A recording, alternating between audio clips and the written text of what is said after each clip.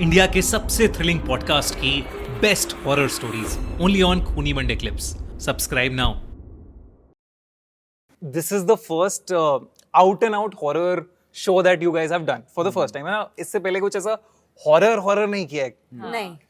So how was the experience? क्या difference क्या था? मैंने बस एक मराठी फिल्म की थी जिसमें मैं खुद ही भूत थी।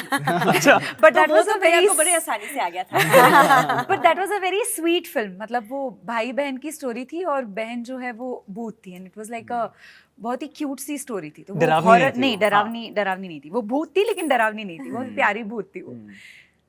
एक्सपीरियंस अबाउट अंधेरा बहुत ही कमाल का रहा है क्योंकि मैंने जिंदगी में इतने नाइट शिफ्ट्स कभी नहीं किए जितने मैंने अंधेरे ये में शो के shoot लिए किया। शूट किए। और पहली बार एक पुलिस ऑफिसर, एक कॉप का रोल कर रही हूँ, तो that was very challenging and exciting क्योंकि पहली बार जिंदगी में नाइट शिफ्ट्स किए इतने सारे, पहली बार एक्शन सीक्वेंसेस किए, पहली बार गन चलाई, तो बहुत मज़ा आया।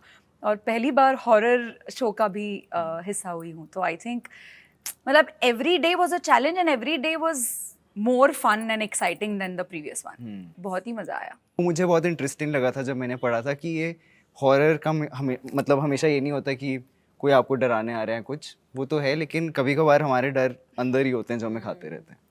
तो एक वो एलिमेंट था जो मुझे बहुत पसंद आया था इस सीरीज़ के लिए। नॉर्मली इंडिया में हॉरर सिर्फ ऐसा लगता है कि अच्छा डराने के लिए भूत आ गया है, या फिल्म भी देखें तो ऐसा लगता है डराने के लिए। तो जैसे कॉमेडी में I feel like slapstick comedy होती है ना, तो आई फील अगर हॉरर के लिए वैसा कुछ नाम दिया जाए तो I don't know what I would term it कि भाई अच्छा ऐसा हॉरर। और दूसरी कॉमेडी होती है सिचुएशनल होती है। तो आई फील ये हॉरर बहुत इंटेलिजेंटली सिचुएशनल है। यार मेरे लिए एक तो जब पहली बार ही मैंने इसकी ऑडिशन के लिए आया था मेरे पास कॉल कि आपको इसका ऑडिशन करना है। हाँ, मतलब हमने तो प्राजक्ता को देखा है कॉमेडी करते हुए, रोमांस करते हुए, क्यूट और फनी प्राजक्ता को देखा है हमने। ये वेलकम टू पैरानॉर्मल, ये वाली प्राजक्ता को तो हमने कभी देखा ही नहीं। मैंने भी नहीं देखा था। तो जब ये आया ना तो एक बारी को तो मैं एकदम से ऐसे हो गई। मैंने कहा अच्छा, एक खुशी भी हुई क्योंकि एक्सपेक्टेशन ये होती है बिकॉज बहुत नया शुरू करा है मैं पिछले कुछ सालों से, अभी काम जो हो रहा है तो ऐसा लगता है कि आप टाइप कास्ट हो जाओगे एक जगह पे। तो मैं बहुत खुश हुई जब इस तरह का कैरेक्टर आया ऑडिशन के लिए। जब ऑडिशन करने गई तो पता चला इसमें also I am playing a YouTuber. मैंने कहा अच्छा, but she is a paranormal investigator. मैंने कहा ओ ये नया है। और मेरे लिए एक्साइटिंग सबसे पहले तो इसीलिए भी था क्योंकि मैं कभी भी हॉरर नहीं देखती हूँ। मुझे बहुत डर लगता है उससे, और मैं जेन्यूनली मुझे डर लगता है। मतलब किसी के साथ क्या, अकेले क्या, मैं पढ़ती नहीं हूँ, मैं देखती नहीं हूँ, मुझसे होता ही नहीं है। So I thought that it's a great kind of uncomfortable situation to be in.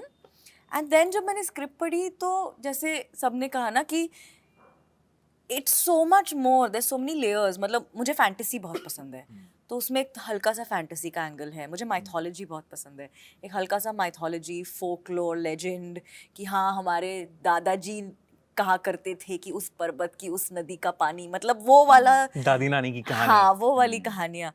तो वो बड़ा इंटरेस्टिंग लगा। It's more scientific also.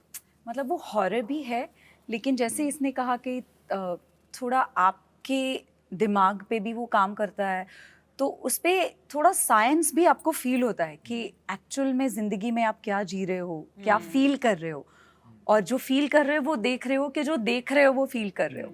मतलब बेसिकली इसमें ये दर्शाया जा रहा है कि जो अंधेरा है वो आपके अंदर भी है और बाहर भी है, और वो उन दोनों का जो मिश्रण है वो समवेयर आई थिंक डिफाइंस अंधेरा। स्पिरिचुअल ना, Spiritual. अंधेरा अंदर, बाहर लाइट। हाँ, what Priya also said कि मतलब ऐसे स्पिरिचुअल सुनने में ऐसा लगता है कि ऐसे बाबा मेडिटेट, वो सब नहीं है। Spiritual in the sense of how life and what the show is kind of representing, कि उसका एक कनेक्ट है which also tells you about Yeah, like it walks a very fun line between fiction, non-fiction constantly. कि मतलब obviously जो चीज़ें होती हैं शो में, भगवान ना करे वो कभी किसी के लाइफ में एक्चुअली हो, पर वो बिलीवेबल है। तो ऐसा कोई सीन जहाँ पे इफ यू कैन जस्ट थोड़ा सा डिस्क्राइब अबाउट दैट कि हाँ ये सीन तो मुझे हमेशा हॉन्ट करेगा। एक्चुअली मेरे लिए अलग अलग टाइप की हॉन्टिंग थी। मतलब मैं अलग अलग जो आपके एलिमेंट्स होते हैं ना, जैसे वाटर, एयर, मैं डिफरेंट डिफरेंट जगहों पे हॉन्ट हो रहा हूँ, कभी पानी में हो रहा हूँ, कभी हवा में हो रहा हूँ, तो मैंने बहुत एक्सपीरियंशियल था मेरे लिए। अच्छा, you were the victim in the show कि हाँ हॉरर मेरे साथ हो रहा है। सब मुझे बचा लेते हैं उसमें। सो नहीं, बट बेसिकली मेरे लिए हर सीन ही वो था। तो एक्चुअली मैं after one point in time उसी जोन में चला गया था कि मैं चुप ही रहता था। वो तो लकीली प्राजक्ता एंड आई, हमारी एक बॉन्डिंग थी, तो इसकी एनर्जी बहुत ऐसे फ्रेंडली है। तो आई थिंक अगर ये नहीं होती मैं और भी ज़्यादा सेट के बाहर भी डरा हुआ होता बेसिकली। तो मैं डरा हुआ ही था जितनी भी पूरी शूट की थी। बट जैसे हॉरर में, horror is so intense right, as a performer also, and क्योंकि सेट भी वैसा ही बनते हैं, क्रीपी सेट होने चाहिए, लाइक डर होना चाहिए। एक ना हॉस्पिटल में एक सीन था, तो नॉर्मली लगता है कि हाँ चलो ये लोकेशन है, इतने बजे पहुंचना है वगैरह, तो हम पहुंच गए और हमारी वैनिटी ना उस हॉस्पिटल के बाहर लगी हुई थी, and it was a real hospital. Okay, तो अभी you are so used to shooting outside ना कि आपको लगता है कि अच्छा ठीक है, मतलब हॉस्पिटल है तो हो रहा होगा कुछ, हमारे लिए एक हल्का सा सेक्शन कॉर्डन ऑफ कर देंगे, हम वहाँ शूट करे होंगे। I have entered the hospital, खाली। फिर हम लिफ्ट लेके फर्स्ट फ्लोर पे गए, खाली, और हमने बताया कि वहाँ शूट है। और जैसे ही मैंने वो कमरा एंटर करा है ना, लोग सो रहे हैं, कोई स्ट्रेचर पे सो रहा है, कोई व्हीलचेयर पे सो रहा है, मतलब बीमारी फैली हुई है, किसी की दवाई काम नहीं कर रही। And I entered and I realise कि I entered in the middle of a rehearsal that the crew was doing, and it was so weird for me from that moment on. फिर हम जब वहाँ थे, हमें पता चला कि इस हॉस्पिटल की कुछ स्टोरीज हैं जिस चक्कर में वो हॉस्पिटल बंद हो चुका है कुछ सालों पहले। यहाँ कुछ ऐसे अनटाइम्ड अनलाइकली डेथ्स हुए थे। मैंने कहा एक तो तुम पहले हॉरर शो शूट करो, फिर तुमने लोकेशन ये चूज करी हो, फिर हम वहाँ हैं। That was very very creepy for me. I remember वो भी हमारी नाइट शिफ्ट थी। अगर किसी भी दिन अगर आप रात को 3 बजे शूट कर रहे हो ना, 2 बजे तक सब सही रहता है, वो 3 से 4:30 बजे का टाइम रहता है ना, वो बड़ा ही devil's hour. deadly पता है time जब है। ये शूट हो रहा था ना, तो अब हम एक होटल में शूट कर रहे थे, उसके आसपास 2-3 और होटल्स थे। मैं करण और वही बात कर रहे थे, मैंने कहा यार सोच, कोई आया है अपनी छुट्टी मनाने की, अक्सा बीच पे चिल करेंगे, and what we were shooting is a very scary visual taken from the floor of a window. अब वो विंडो हाई है, मैंने कहा अगर हमें यहाँ से दिख रहा है तो बाकी के होटल्स में से भी लोगों को दिख रहा होगा। मैंने कहा सबको थोड़े ना पता है कि शूट चल रहा है।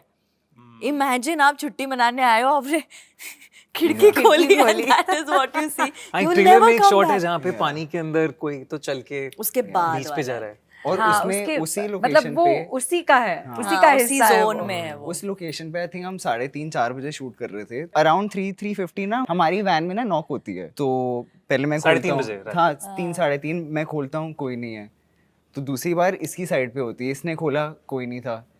तो हमें थोड़ा वियर्ड लगने शुरू हो गया, बिकॉज 3-3:30 तक मोस्टली लोग सो भी जाते हैं, स्पॉट वॉट सब मतलब आराम से चिल कर रहे होते हैं। तो थर्ड टाइम ना जब मैंने खोला कोई नहीं था, तो वी गॉट रियली फ्राइटेंड, ये क्या चल रहा है। तो वो मिस्ट्री कभी सॉल्व नहीं हुई है Yeah, we आज don't तक। know. Maybe someone was like messing with us. कोई And- ऐसे ही मजे ले Maybe रहा they था, knocked पता the नहीं। एंड wrong बट उसके बाद हमने auntie. अपने दरवाजे सब लॉक कर दिए, थोड़ी बहुत जो खिड़कियों में पर्दे थे वो सब लगा दिए। हमने बोला यार यहीं रहते हैं हम, शूट वूट के लिए नहीं जा रहे हैं। ये भी मड आइलैंड है। हाँ मड आइलैंड है ये।